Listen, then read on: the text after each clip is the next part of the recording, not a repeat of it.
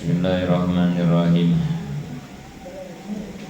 Masih dalam pembahasan sifat ilmu, halaman 45. Sifat ilmu, sifat yang wajib di Allah, yaitu selanjutnya sifat ilmu. Ilmu artinya Allah maha mengetahui, Allah maha tahu. Itu dalam penjelasan nomor 1. Menurut akal Allah wajib mempunyai sifat ilmu, wajib hukumnya Allah memiliki ilmu. Karena tanpa ilmu tidak akan tercipta alam semesta. Jadi jelas secara akal, kalau Allahnya nggak punya ilmu berarti bodoh. Kebalikannya itu bodoh berarti. Jika Allah bodoh, maka tidak mungkin ada alam semesta, nggak mungkin. Jadi berarti alam semestanya ada, maka jelas Allah itu berarti memang wajib memiliki sifat ilmu secara akalnya. Nomor 2, hukum syara mewajibkan kepada seluruh mukallaf untuk mengimankan dan mengiktikadkan Allah mempunyai ilmu. Sehingga kalau kita meyakini, iman kita sah dan mendapat pahala. Jika tidak meyakini, berarti kita dianggap tidak beriman dan diancam dengan siksa neraka. Nomor 3, sifat ilmu adalah nomor 3 dari sifat ma'ani. Sudah kita bahas ya, sifat yang wajib di Allah 20, yang 20 dibagi 4. Nafsiyah, salabiyah, ma'ani, maknawiyah. 4 itu ya. Nafsiyah, salabiyah, ma'ani, maknawiyah. Sifat ma'ani semuanya 7. Dan nomor 3 ma'ani itu dari mulai kudrot, irodat, ilmu, hayat, sama, basor, kalam. Kalau nafsiyah 1 wujud, nafsiyah mah 1 sifat wujud ya. Kalau salabiyah 5, kidam, bako, muholafatul hawadisi, kiamu bin nafsi, wahdaniyat, sampai wahdaniyat. Ma'ani 7, kudrot, irodat, ilmu, hayat, sama, basor, kalam. Itu ma'ani. Nomor 3 dari ma'ani ilmu, kudrot, irodat, ilmu. Nomor 3 berarti. Nomor 3 dari sifat ma'ani itu sifat ilmu. Karena termasuk sifat ma'ani, maka sifat ilmu sifat yang wujud dan mempunyai ta'alluq.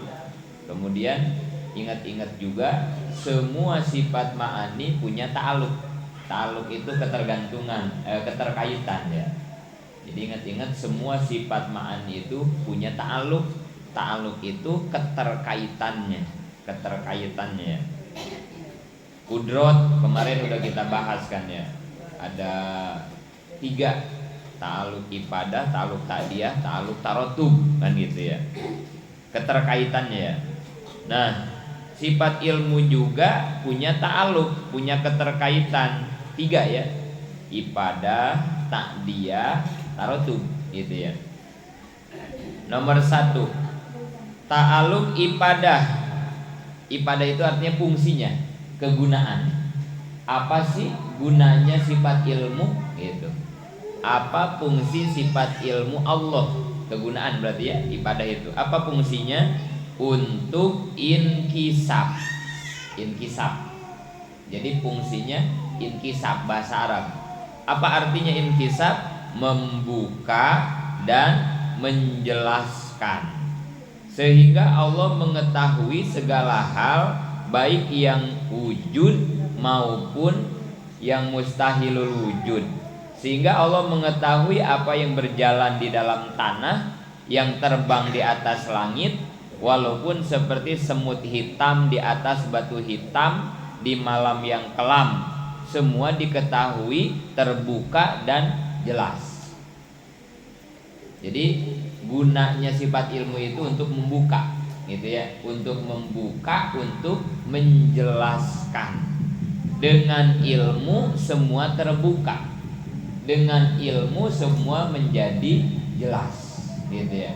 Itu ta'alluq pada ilmu begitu ya. Jadi dengan ilmu Allah tahu semuanya dah, karena terbuka kan gitu ya. Tahu semua, enggak ada yang tidak diketahui oleh Allah. Ini yang wajib diyakininya begitu berarti ya. Tidak ada yang tidak diketahui oleh Allah, karena fungsinya ilmu itu untuk membuka. Enggak ada yang tertutup di hadapan Allah, enggak ada yang tertutup, gitu ya. Terus yang diketahui apa? Luar dalam, zohir, batin. Kalau kita juga ada yang tahu ya, kita juga ada yang punya ilmu. Kemarin udah kita bahas ya, ilmu kita mah sedikit. Kemudian ilmu kita mah pemberian dari Allah, ilmu kita terbatas. Nah, kita mah kan begitu ya. Kalau Allah mah kan tidak. Semua diketahui oleh Allah, karena semua ilmu milik Allah. Jadi ini pelajarannya ini ya, dengan ilmu harus menjadi keyakinan dan penjiwaan ya buat kita ya. Yakini Allah itu memiliki sifat ilmu. Pertama begitu. Kedua, pahami bahwa dengan ilmu semua terbuka. Nah, gitu berarti ya. Bahwa dengan ilmu semua, dengan ilmu Allah semua terbuka, nggak ada yang tertutup. Berarti buat kita juga sama. Kalau kita hidup pengen gampang, kalau kita hidup pengen selalu dibukakan, nggak susah, berarti kan begitu ya. Maka syarat yang pertama nggak ada lagi, kita harus punya ilmu. Berarti kan, karena fungsi ilmu itu buat membuka. Beda sama orang bodoh kan begitu ya. Beda sama orang yang bodoh, semua serba susah, semua serba tertutup. Kalau orang bodoh, jangankan nggak punya uang, dia dikasih modal saja, dikasih uang saja habis. Kalau orang bodoh makan begitu ya, dikasih 1 juta, 10 juta buat modal habis karena bodoh.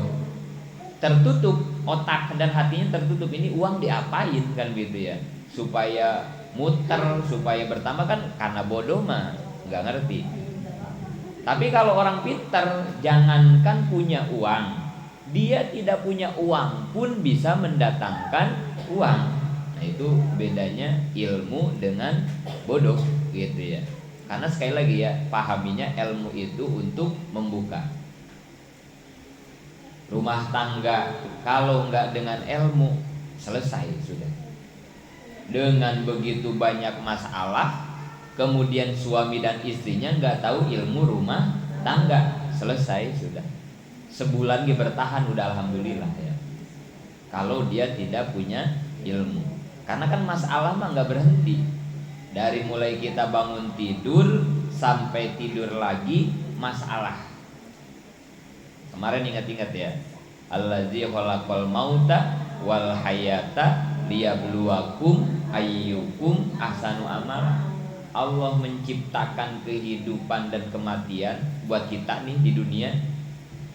Hidup kita nggak lepas dari 2 hal, kalau nggak hidup, kalau nggak mati. Itu di Quran bahasanya begitu. Tapi nanti dalam kehidupan nyatanya ya tinggal dipasang-pasangin aja kan gitu ya. Kalau nggak sehat, sakit. Kalau nggak untung, rugi. Kalau nggak bahagia, celaka, sengsara. Kalau nggak kaya, miskin. Kalau nggak pinter, bodoh. Kalau nggak hujan, panas. Nah itu nanti dalam kehidupannya kan begitu ya. Tapi pada dasarnya mah cuma 2 takdir. Kalau nggak baik, buruk kan begitu ya. Wabil qadari khairihi wasarihi minallah. Takdir baik dan takdir buruk. Itu semua teh liyabluwakum, untuk menguji kita. Artinya hidup itu ujian. Dari mulai bangun tidur sampai tidur lagi ujian. Hidupnya begitu. Makanya dalam hidup jangan ngedoa pengen senang. Salah doa begitu ya. Pengen senang, senang nih yang paling ini mah nggak pas senang ya. Kemarin kan gitu ya.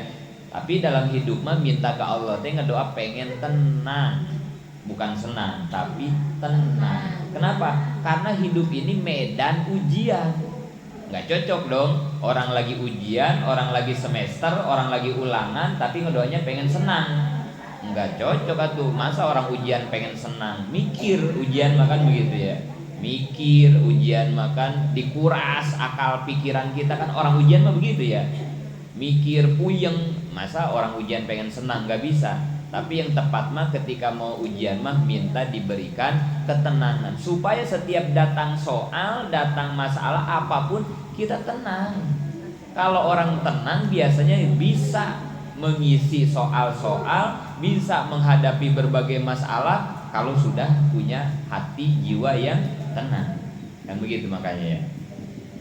Jadi ini materi-materi yang kita ulang-ulang supaya terus bisa kita ingat bahwa hidup adalah tempatnya ujian, masalah lah gitu ya. Ujian itu kan masalah ya, soal kan gitu ya, masalah kan begitu ya. Jangan pernah mencari kesenangan dalam ujian, nggak ketemu. Tapi mintalah ketenangan.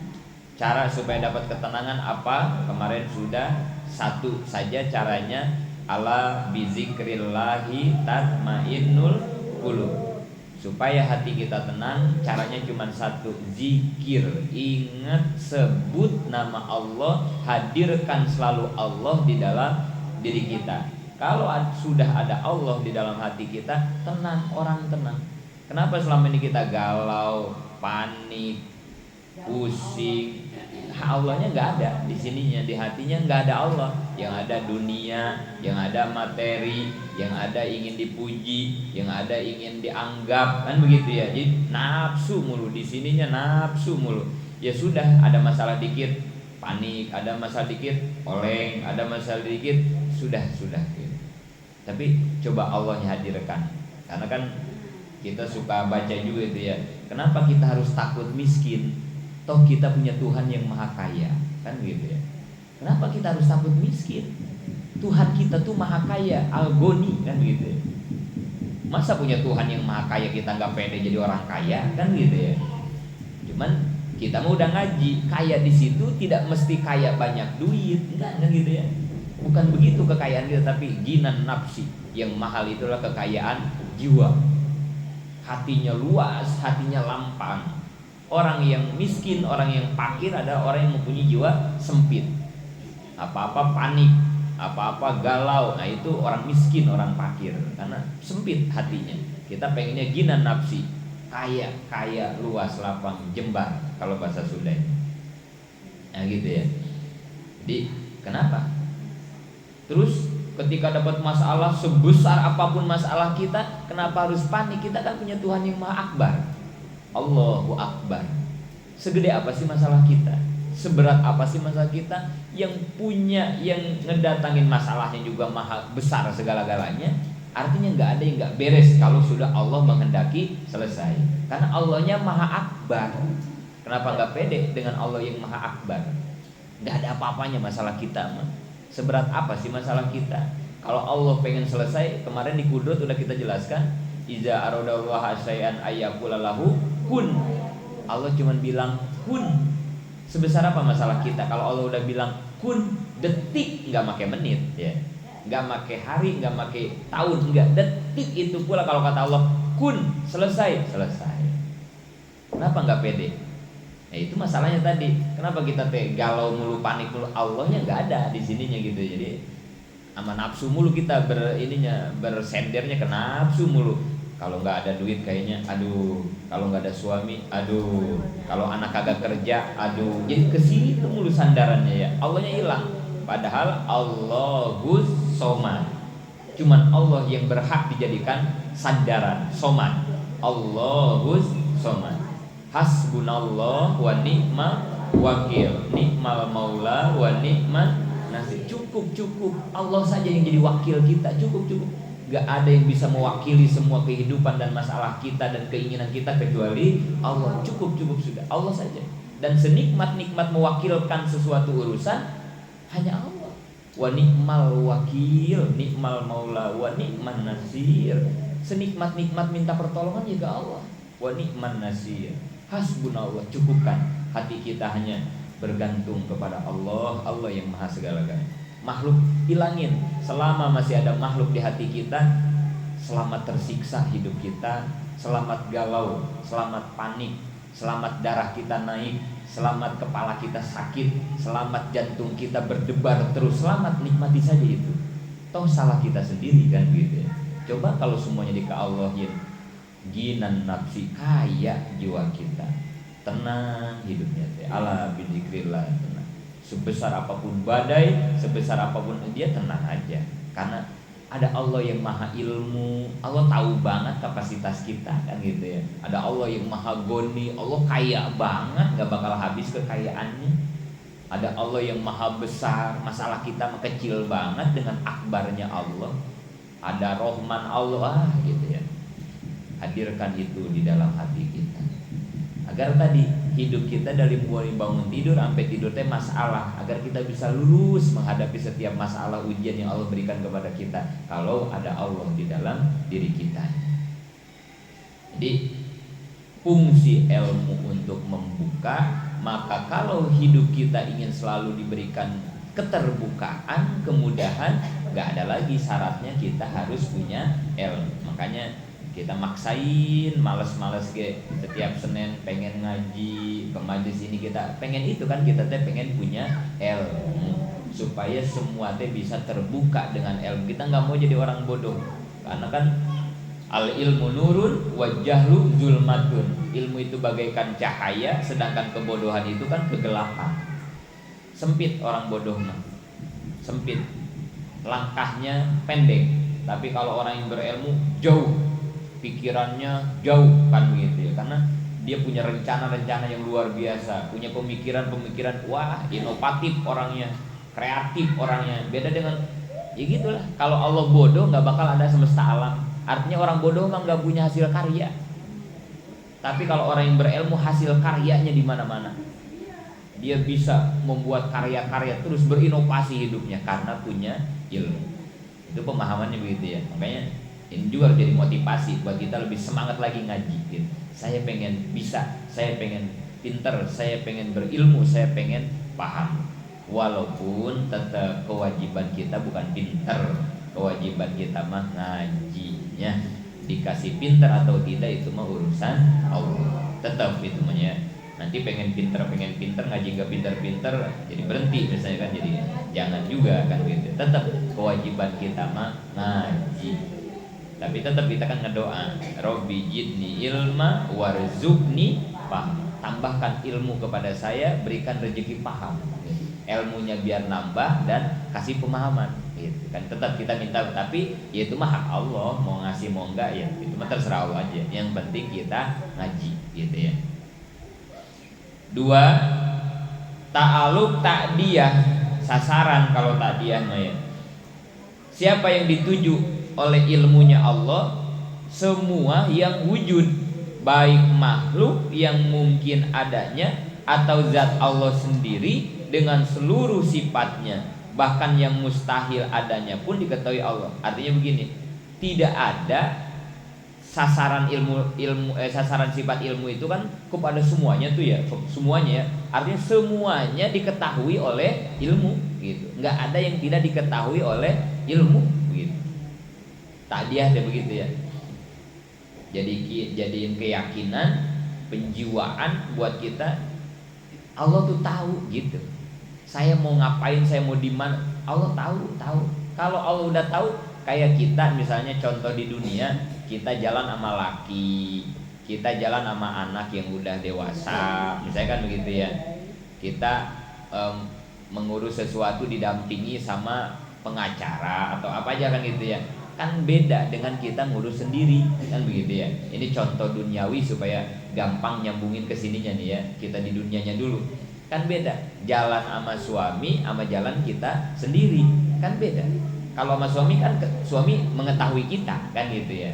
Kan PD-nya juga beda kan itu. Oh, ada suami kan gitu. Tahu kan aman kan kita gitu ya. Itu di dunia begitu tuh. Sesama makhluk kita begitu ya. Nah, ini taikin perasaan keyakinan itu taikin udah. Ya setahu-taunya laki bisa apa sih laki gua kan gitu ya. Tetap aja laki mah sama kita, sama-sama manusia. Ada keselnya, ada emosinya, ada kekurangannya, ada kan begitu namanya sama-sama manusia kan gitu ya. Udah ngapain sih bergantung aja sama laki, taikin. Udah kita udah ngaji, kita udah memahami tentang ilmu bahwa semua diketahui oleh Allah. Kenapa sih nggak lepasin aja udah, tuntasin aja, merasa diketahuinya bukan sama makhluk sekarang mah tapi sama Allah. Oh, ada Allah kok mantau kita kan gitu. Allah kok tahu Allah, nggak usah ngedoa, kita nih lagi punya masalah, tahu udah tahu. Kalau Allah, bahkan kan kemarin ya, Allah itu tahu bukan baru sekarang. Di sifat kudrat kan gitu ya, suluhi kodim. Allah itu tahu kepada apa yang akan terjadi kepada kita sebelum kita ada kan gitu ya. Bukan begini, kita sekarang dapat masalah, Allah baru tahu sekarang. Enggak. Dari sebelum kita ada, Allah suluhi kodim. Kemarin kan di kudrat, Allah udah tahunya dari dulu. Kan begitu. Kenapa enggak tambah pede sih keyakinan kita? Kenapa jadi galau? Kenapa? Santai. Allah udah tahu.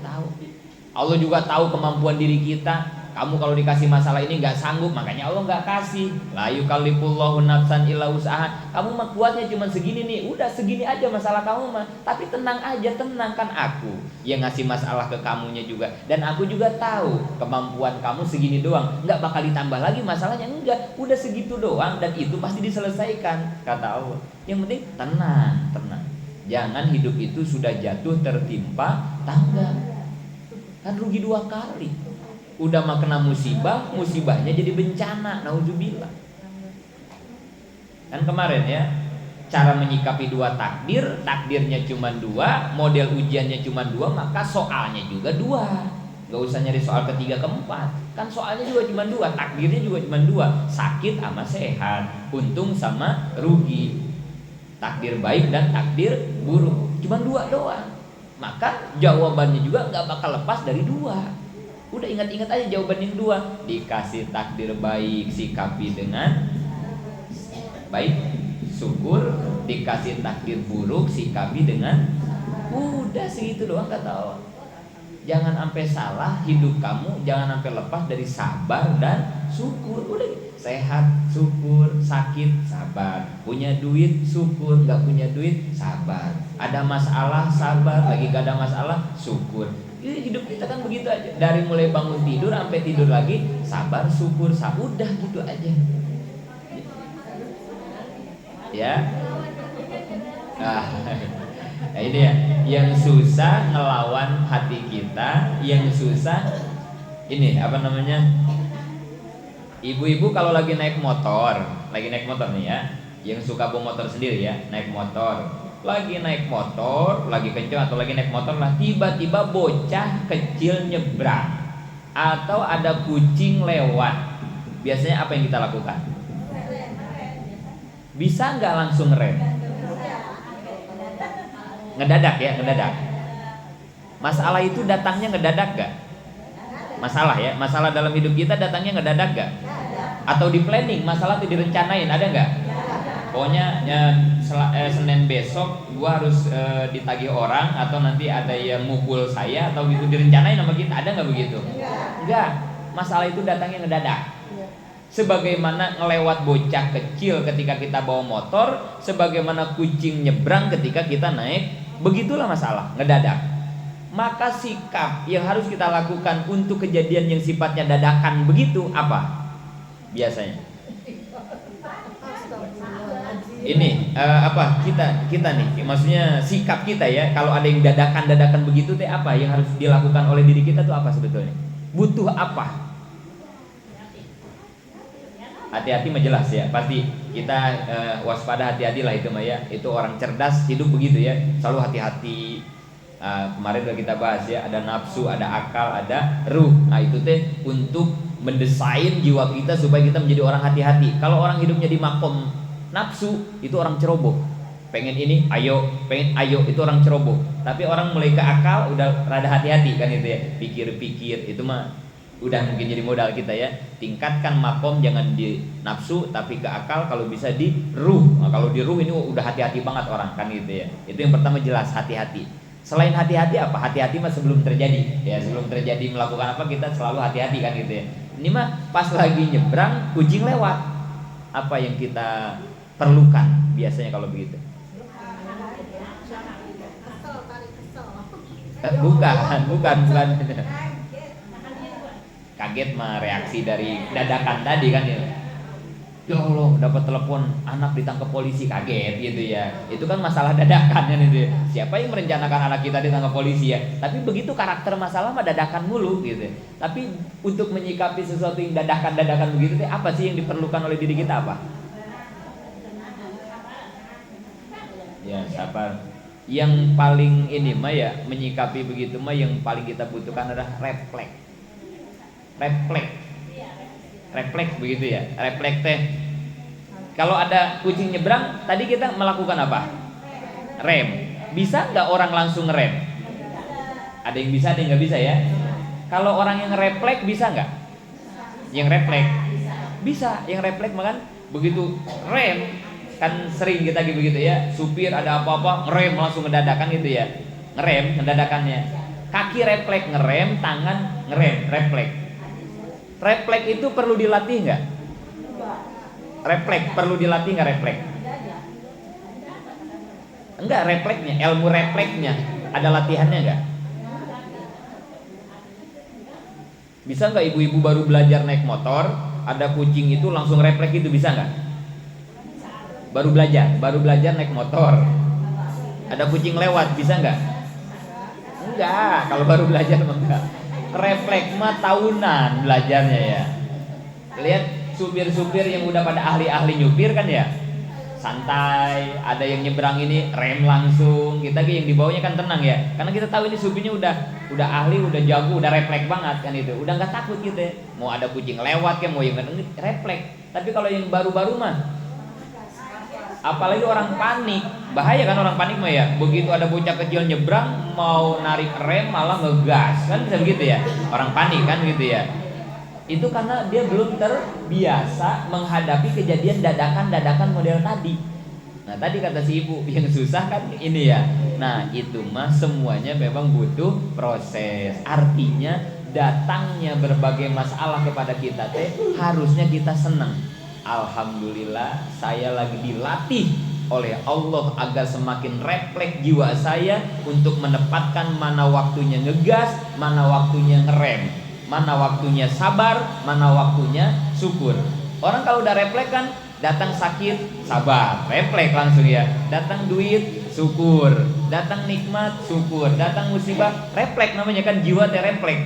Tapi kalau yang panik, datang masalah, waduh murang-muring, akhirnya masalah kecil jadi tambah gede. Padahal itu api ditutup sama topo aja mati harusnya ya. Api di kompor gas, tinggal nyari topo ditutup mati. Tapi karena dia belum refleksnya belum terlatih, panik yang ada, akhirnya ngambil air seember gede. Itu yang api kecil disebor sama, emang mati ngegedein api begitu mah.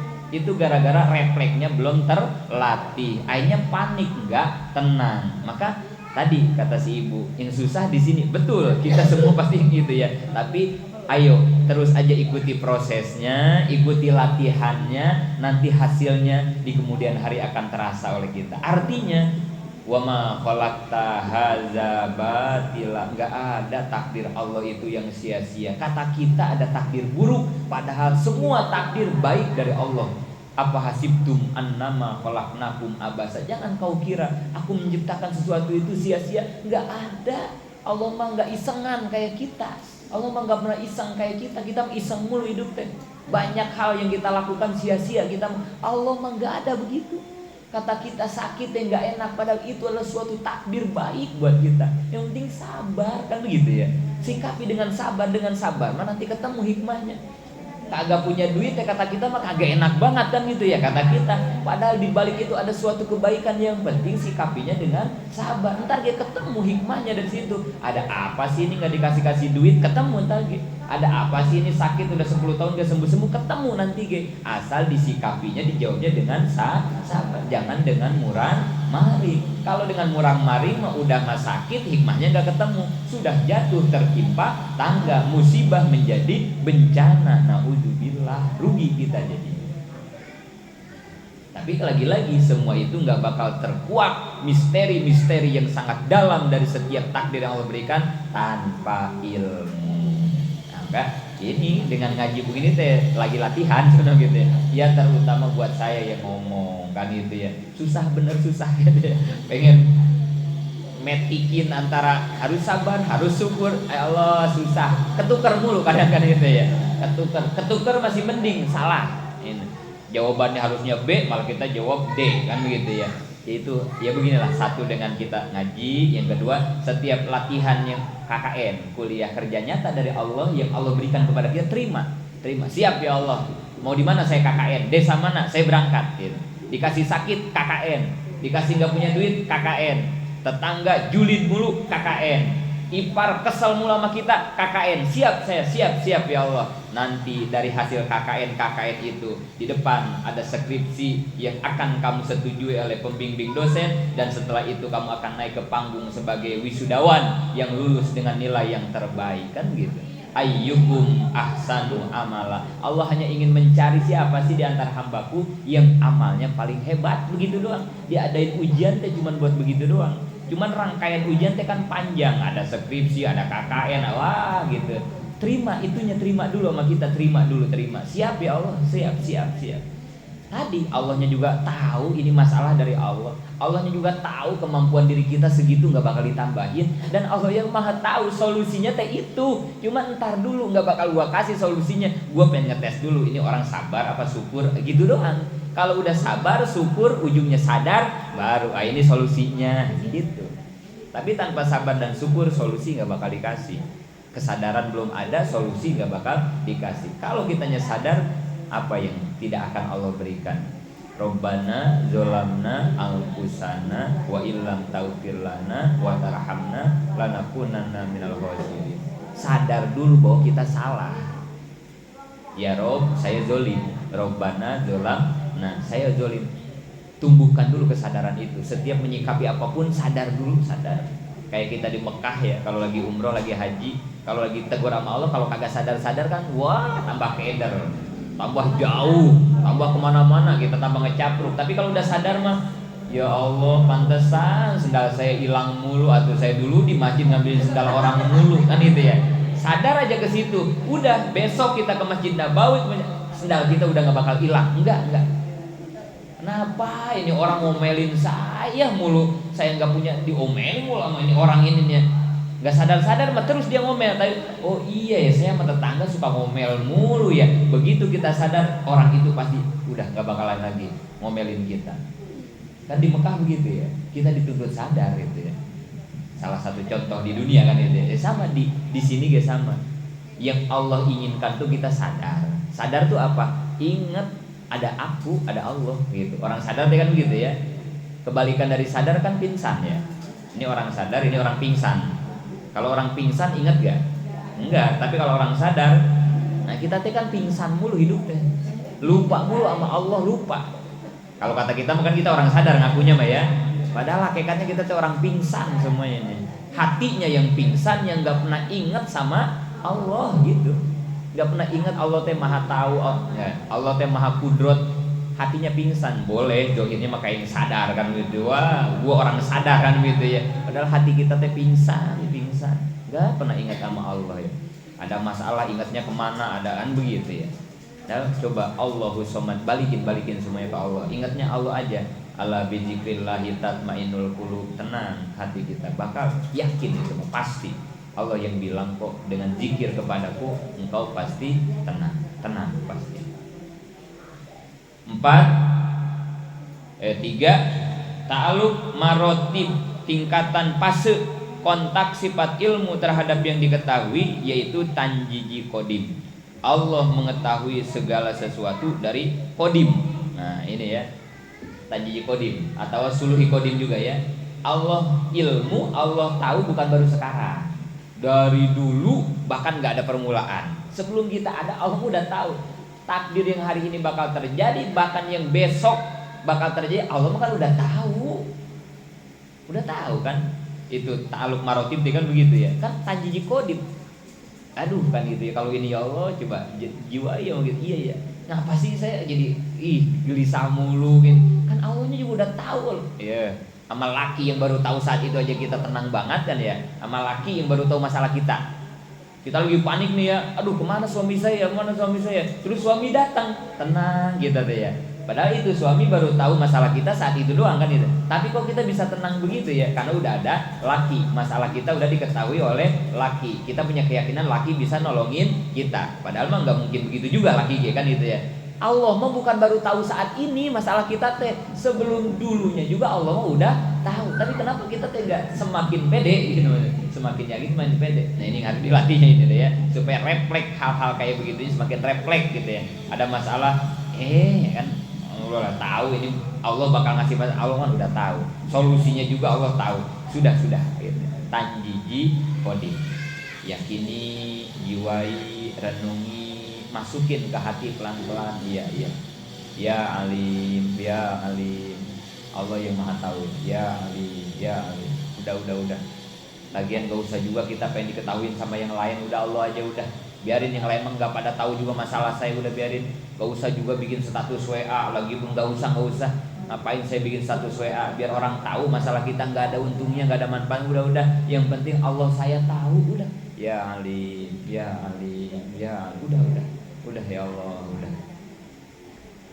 udah tuh nggak bakal kita bikin status WA lagi ya. Kalau lagi merang-maring kan itu lagi galau, apa aja dibikin statusin di WA ini. Udah nggak buat apa, cuman pengen tahu makhluk kan gitu ya. Sini sono curhat, datang ke sini curhat. Oh ilah, hilang 100.000 se-RT tahu semua kan gitu ya. Mau ngapain? Udah.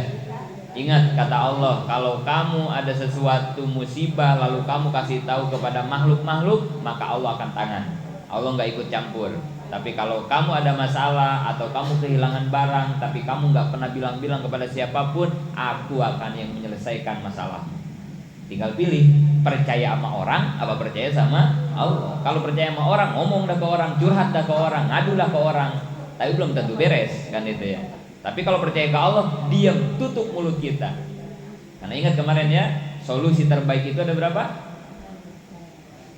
Solusi dari setiap masalah kita yang paling terbaik itu ada berapa kemarin? Mana tulisannya ya? Dua ya. Solusi terbaik dari setiap masalah kita itu hanya 2. 1, diam. Ya, iya kan? 1, diam dari makhluk. 2, nggak ada tulisannya kan ya? Di mana kali tulisannya? 2, tawakal. Diam dari makhluk. 2, tawakal. Pasrahkan semuanya hanya kepada hasbunallah wa ni'mal wakil. Itu solusi, yaitu ya Bu ya. Nah itu udah ketemu tulisannya sih Bu. Diam, tawakal. Nggak ditulis. Itu solusi terbaik ya. Kalau itu dilanggar, ya nggak apa-apa kata Allah. Ngomong dah ke makhluk, aku angkat tangan, kan gitu ya kata Allah ya. Tapi kalau kamu diam, tidak membicarakan masalahmu, tidak ngeluh masalahmu kepada siapapun, aku yang akan menyelesaikan kata Allah. 2, tawakal. Ya pasrahin, orang semua dari aku kata Allah. Ya kalau dipasrahinnya ke orang, ya udah, biarin makhluk yang nyelesain masalah kamu kata Allah.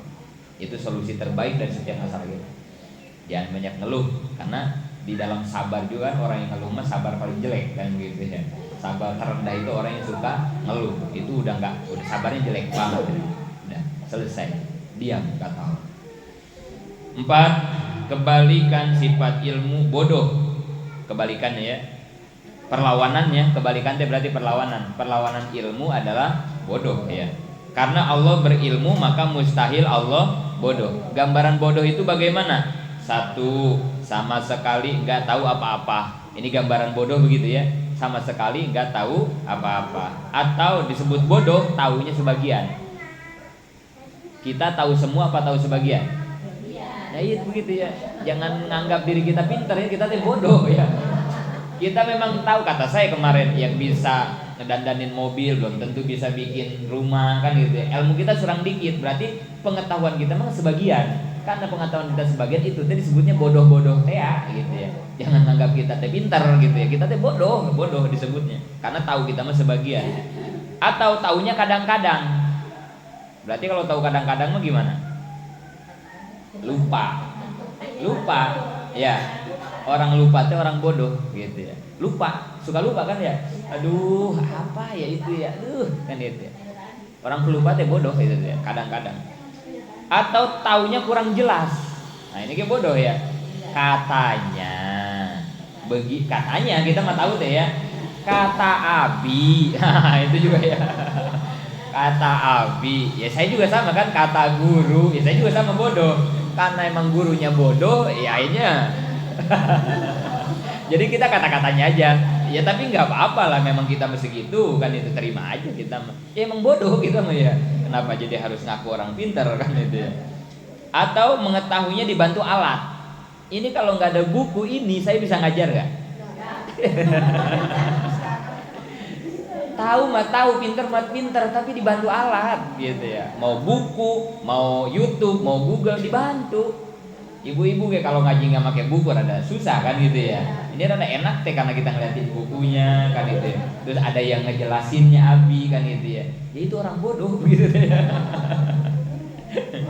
Oh iya, ini menerima nggak nerima harus kita akui kan itu ya. Untuk nurunin ego kita ya, untuk ngapus takabur kita dengan sifat ilmu dikikis semuanya kan itu ya. Iya ya Allah, saya ngerasa pintar selama ini padahal saya teh bodoh kan. Ini dengan ilmu ya. Mengetahui zohir tapi tidak mengetahui batin. Orang bodoh itu ya. Kata ibu-ibu, ngelihat saya ahli ibadah bukan? Ngelihat saya luarnya ya. Abi mah pakai jubah kan itu ya, pakai kopiah hitam, sholat awal waktu, ahli ibadah Abi mah ya. Ngelihat luarnya. Saya juga ngelihat ibu-ibu kan, pakai kerudungnya rapet. Wah ini istri soleha ini kan itu. Padahal dalamnya kita nggak ada yang itu bodoh gitu kan itu ya, bodoh gitu mah. Mengetahui yang hisi, tidak mengetahui yang akli. Hisi itu adalah yang kelihatan indra, secara indra hisi itu ya, yang bisa diketahui oleh indra kita. Kalau akli yang diketahui oleh akal kan itu ya. Orang bodoh tuh taunya yang sama indranya doang, tapi yang sama akal mah kadang dia tidak tahu. Itu orang bodoh sama. Mengetahui karena terbukti. Kalau belum terbukti mana ini ya, Allah mah bukan tahu sekarang udah ada masalah, sebelum masalahnya ada Allah mah udah. Nah kita mah nggak bisa begitu, kita mah baru tahu kalau udah kelihatan. Oh iya gitu. Itu orang bodoh gitu ya, bukan orang pintar gitu ya. Mengetahui karena hasil belajar. Ini kita banget ini mah ya. Kita mah pasti bisa kalau udah ngaji kan gitu ya. Ini kita banget udah ya. Udah bodoh kita makan asli udah itu ya. Mengetahui dari hasil penglihatan, pendengaran ya sama. Semua gambaran di atas mustahil karena semua itu gambaran orang bodoh kan gitu ya. Itu mustahil semua adanya di Allah. Allah mah enggak begitu gitu. Allah enggak begitu. Pintar. Baca wa dalilu ala zalika annahu law kana jahilan lam yakun muridan.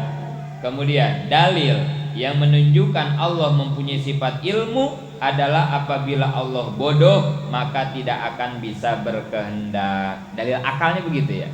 Kalau Allah bodoh, Allah pasti tidak berkehendak. Itu apa kemarin? Kemauan.